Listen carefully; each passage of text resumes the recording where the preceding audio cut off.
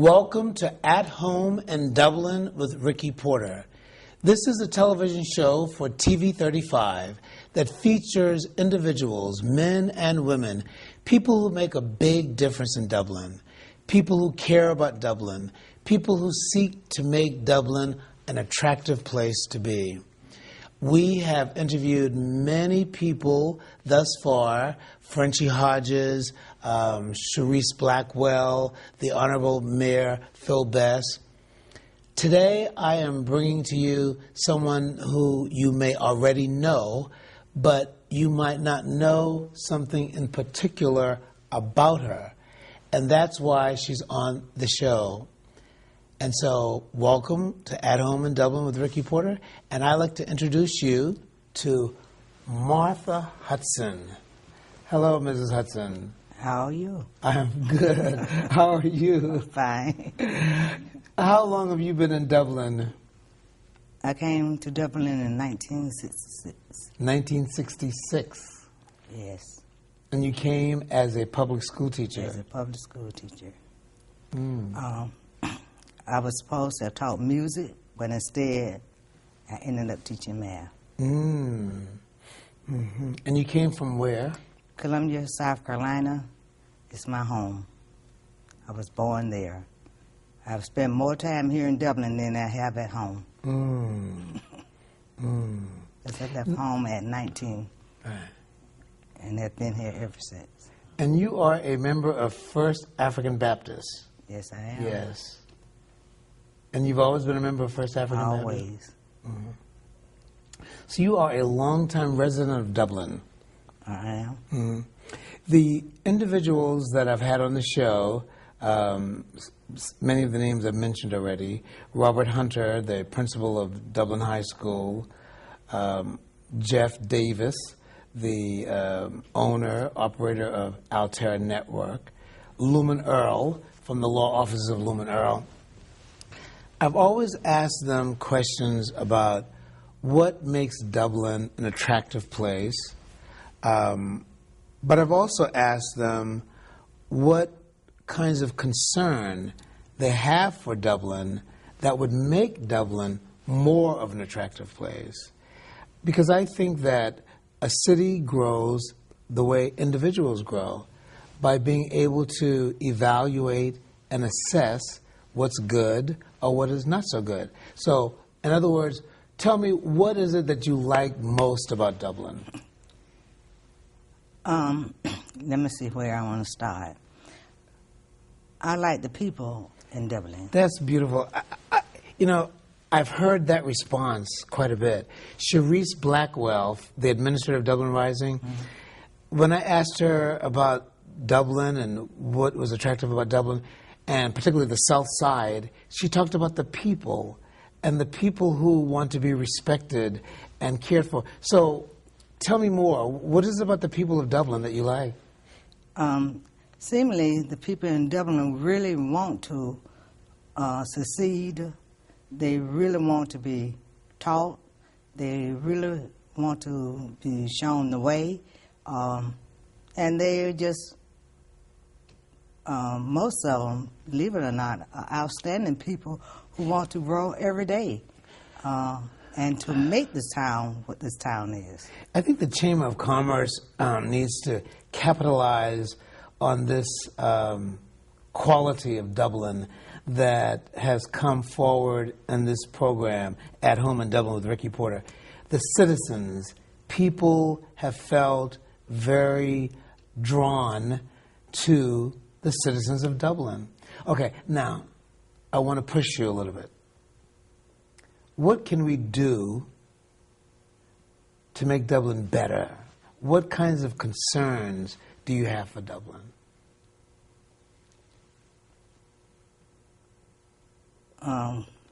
For me, the concerns I have for Dublin is that we need to become united as one, okay? We need to care for each other regardless of what side of the track they have come from. To know that they are human beings, they are individuals, we are all striving hard to make it today, and it is hard trying to make it today. Since I'm an educator, the need is for us to get out and help those work more, not because you're a teacher, but you are a teacher. Have more love, care, and understanding for the young people that's coming up. We talk about them being lost, but they're not lost. We are the ones who are lost. Wow. That's very interesting. We are visiting with Martha Hudson, a longtime educator here in Dublin. And many of you may already be familiar with Mrs. Hudson, but now I'm going to tell you why I really wanted to have her on the show. I understand, and I understand this because I'm serving as your editor, that you have collected a book of letters written by your mother to you. Now, I have that book in my possession because I am serving as your editor, but I want you to catch your breath for a moment and tell me, what difference does it make that you have a book of letters from your mother? What's the big deal about that? Oh, gosh, because my mother was different from most mothers. In my family, there were 16 of us, okay? Mother wrote to 16 whenever we left home, twice, 3 times, 4 times a week.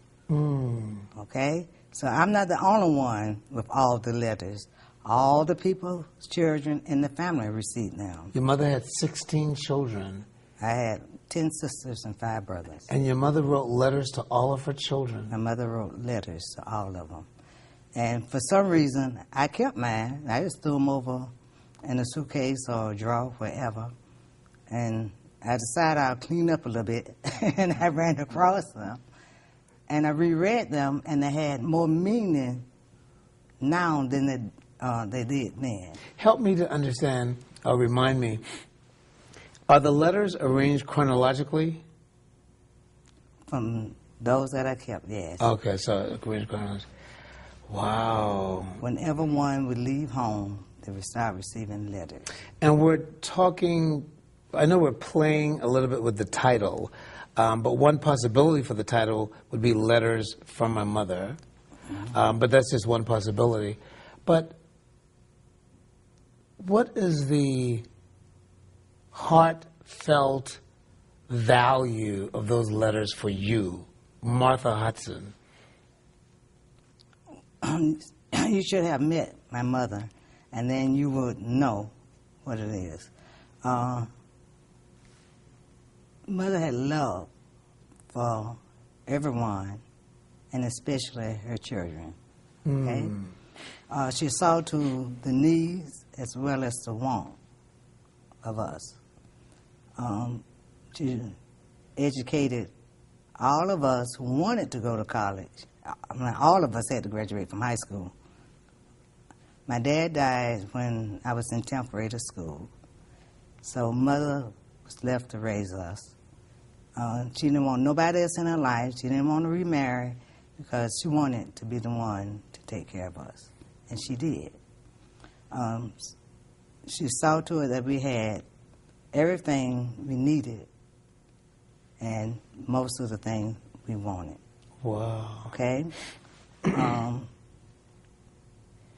In our home, it was different. When we go to church and Sunday school every Sunday, when we came back home, we had to sit around the table and discuss what we had read. I mean, what we had learned. We couldn't say Moses. We had to have complete thought, complete sentences. Okay, we had to go in depth. Okay, that was every Sunday that we came. All of us had to sit around the table. Likewise, to school. When we went to school, came out from school, she fed us our supper. We had to sit around the table and discuss what happened in school, in depth what happened in school. I couldn't say, well, we did math. I had to tell her what kind of math we did. And she listened to all of us. She started with the oldest one and all the way to the last one, the youngest one. Mm-hmm. Okay, she made us think. That's why we had to talk in complete sentences. Mm-hmm. Never one word. Mm-hmm. Okay? She stayed up to the last one, finished the projects. If we had any kind of projects to do, she stayed up. She might not have known what we were doing, but you had to know what you were doing. And she would say, and it better be right. What was your mother's name? My mother's name was Ruth Myers. Ruth Myers. Yes. And was your mother from Columbia? Not really. She was from St. Matthews. St. Matthews, South Carolina. And when she married my dad, then they moved to Columbia, South Carolina. Now, you know I'm from South Carolina. Yeah. Charleston. I'm from one of the Gullah Islands off the coast of Charleston. Say, we could tell that you were from South Carolina. Now, so this book that you're working on, or this book that we are working on, it isn't actually a book where you have done the writing. In other words, are you putting in any of your letters to your mother? No, I'm not. These are all letters from your mother? All from my mother. All from your mother. Have you ever written before in terms of a book, or do you do writing? No, you don't. I don't. Okay. Are there any authors in your family? Yes. I have a brother and a sister. My baby sister is a writer. A published writer? Yes. Okay. Okay. And she's still in Columbia, South Carolina. She is writing a book on the history of the family. The history of the family. Let's talk a little bit about history. And you're an educator, so this would be important to you. This book, a book of letters from my mother, how educated was your mother? My mother quit school in the 9th grade because she married my daddy. Then 10th grade was the year for graduation. Remember? Oh. Daddy was in college. Wow. So your father had a college education. Yes. And when they married mother, I guess she quit, in other words. But my mother was a very smart lady, okay? And that's why we are where we are today, because education was great to her. And she saw that each one of us who wanted to. Only 3 that graduated from high school said, I don't want to go any further. She let us venture out on our own to do what we want to do in a clean, decent way. Okay, and she would always stood up. When she saw us as being individuals, she never compared us with the other one. She saw what was in me. She knew every one of us. Yeah. And she loved every one of us in spite of. Okay? So I was me, I was Martha. She knew my personality. She knew my likes and my dislikes. She knew every one of us like me. You know, maybe I should do a show on mothers, because Sharice Blackwell, the administrator for Dublin Rising, I interviewed her, and I asked her about a quality of Dublin that's attractive and appealing, and she talked about the citizens of Dublin, the people of Dublin, and you talked about the people of Dublin, and that was important to her because she is a mother of a 10th grader, and she was concerned about having her daughter in a community of people who are caring. And so Your mother sounds like she was a woman who was able to raise 16 children and to care for each of them as individuals. She did. That's a lot of work. But not only that, she reached out into the community and she took in other Wow. people's children to care for and to see that they were on the right track. Okay. That's a lot of work, Mrs. Hudson. Well, she did it, and she did it with a smile, and she did it because she cared, and she did it because she loved. My mother was a beautiful person, inside and out. She never had an ill word to say about anyone. We would say them, but she would dare us. You don't want to go that route, she said. She was a very Christian woman. She was a Baptist also? She was a Baptist also, yes. I'm a Presbyterian. I know. I think you move on to Presbyterian. The Gullah Island Power didn't even have Presbyterian church. I have an important question. What's that? You're an educator, a retired educator. You're working on a book. That makes sense. An educator working on a book. Okay, you're an educator working on a book about your mother, a book that actually contains your mother's own writings. But how can this book impact the lives of others? How can this book become something of value and meaning, particularly for African American children? Okay, number one, I had no intentions of coming to Dublin, believe it or not.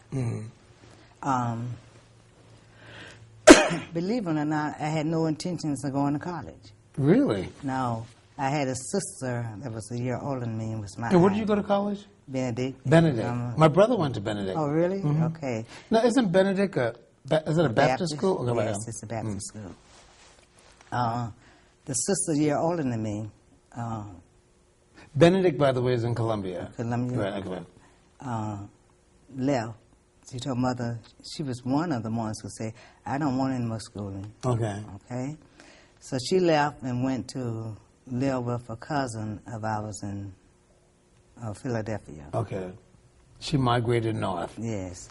And that's what I wanted to do. I wanted to go where she was because she was my idol. I loved her to death.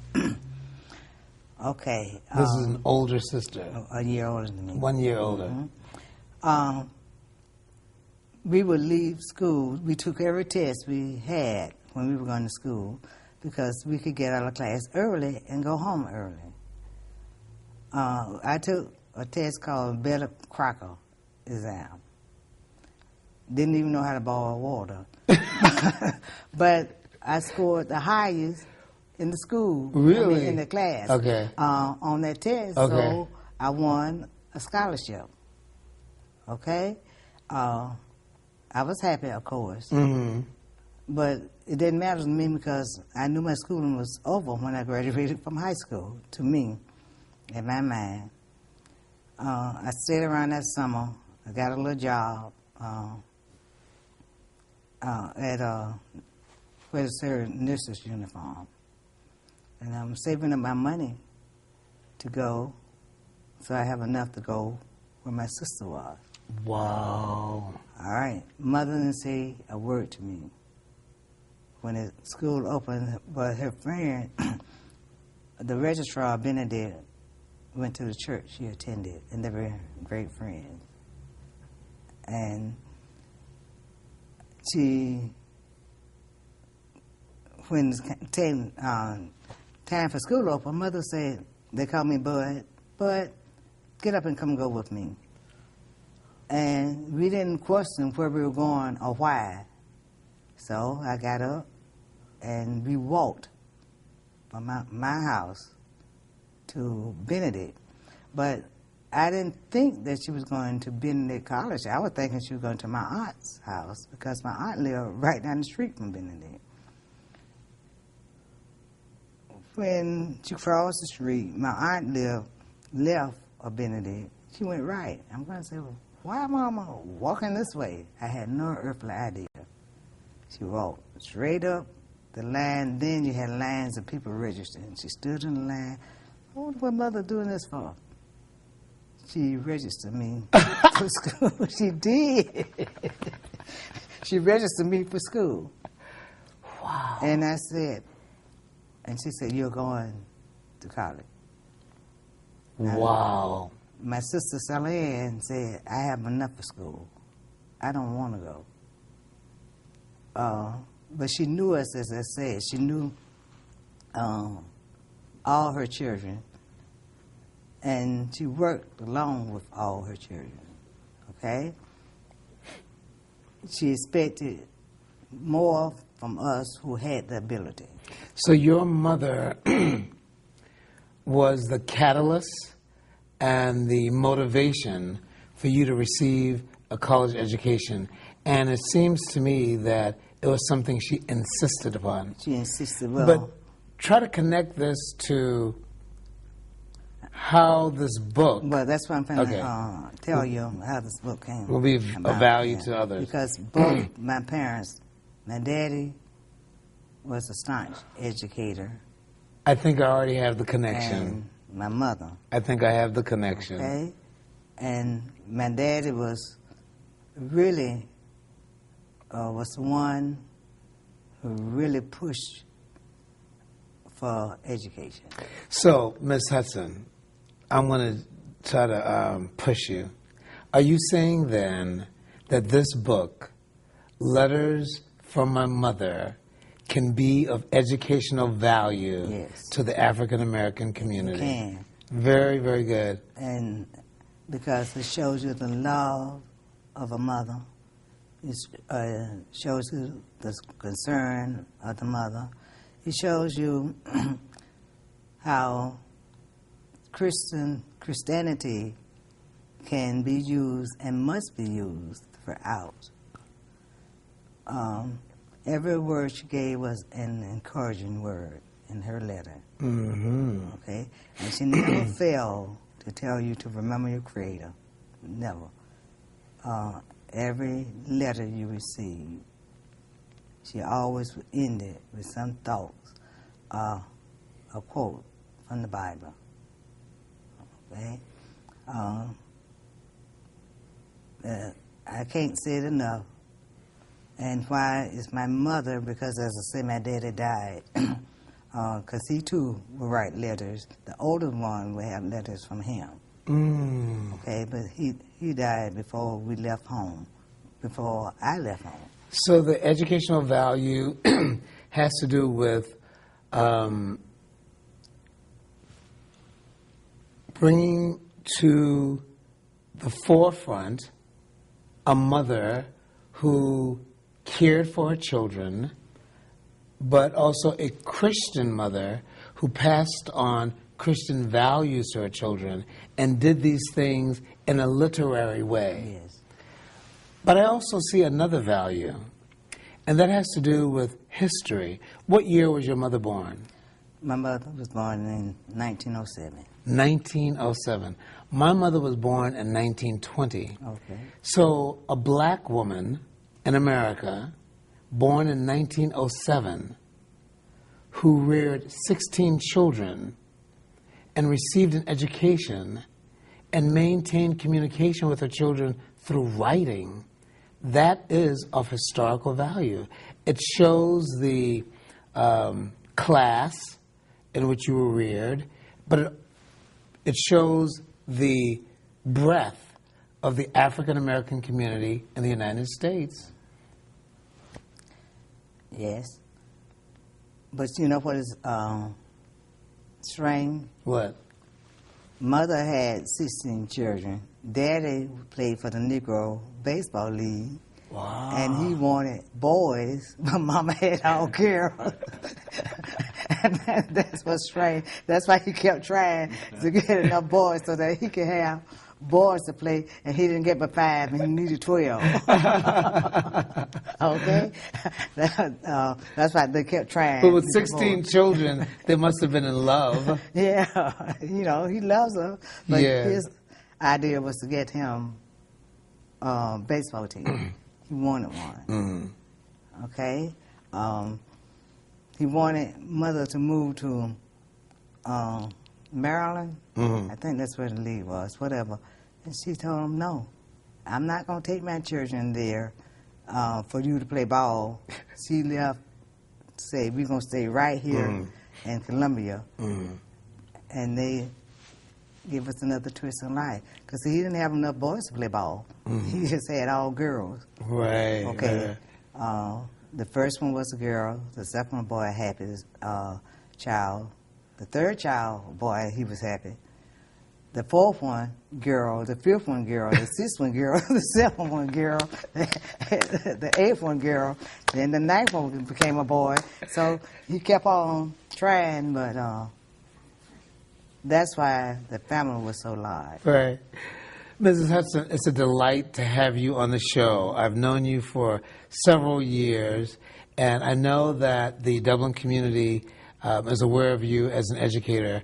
And I wanted to present you on the show because I wanted them to see another aspect of you. A mother who is now honoring her own mother. As we move towards closure, I'd like for you to give some thought to a message that you could give to all mothers of Dublin, black mothers, white mothers, poor mothers, middle-class mothers, well-to-do mothers. There are many mothers in Dublin. And it would seem to me that there would be a message that could be applicable to all mothers of Dublin. Well, first, love your children. See to it that they are nurtured in every way. Okay? Mother gave us hugs at night. Hug them. Mother gave us hugs when we left home anytime. Okay? She would watch till we got at her sight when we were going to school. We were walking to school, and she was, as I said, had roll call almost, because she knew where all her children were. She tucked all of us into bed. We had to be home before the sun went down. Okay, we be there to listen to your children, to encourage them. Teach them the right way. We had room to stray, but you couldn't stray too far because in your back of your mind, you could see, no, you knew exactly when you were right or wrong. For instance, I wanted to go to Detroit, where the lights were. And that's where Barry Gordy and all were. That's where who was? Barry Gordy. Barry Gordy. And I did have a chance to go. See, my plans was to go to Detroit and not Dublin when I graduated from college. But Dublin called me first. There again, their friends stepped in and said they needed a teacher here. But I had a chance to go to Detroit, and I had a chance to see all the bright lights, and I had a chance to live the kind of life but I didn't fit in. In fact, I was so glad when I put my feet back on Dublin soil, I didn't know what to do, okay? Because the way we were brought up, we were brought up right from wrong. So your message to the mothers of Dublin, mothers, love your children. Love your children. Nurture your children. And tell them that 1,000 times a day. And hug them. Hug them all the time. And you don't need money to hug your child. You don't need money, okay? You don't. The whole school system, we turn all the way around that the mothers would stand up and let the children know, I love you, I care. And work with them where they are. If they fall short of learning, that's where you are there to pick them up. But work with them where they are and always let them know, I am there for you, I love you. if we get more love and more hugs, the school system will not, and I promise you, be like it is. Wow. The teachers would then be able to say, I care, and I love you, and could work with you. That's so beautiful. And this was a question that came to me spontaneously, and your answer seemed so spiritually invigorating. Thank you very much for being on the show, and I look forward to working with you on this book, Okay. Letters from My Mother. Okay. Ladies and gentlemen, we've been visiting with Martha Hudson, a retired public school educator who is working on a book, Letters from My Mother. Thank you for being with us at home in Dublin with Ricky Porter.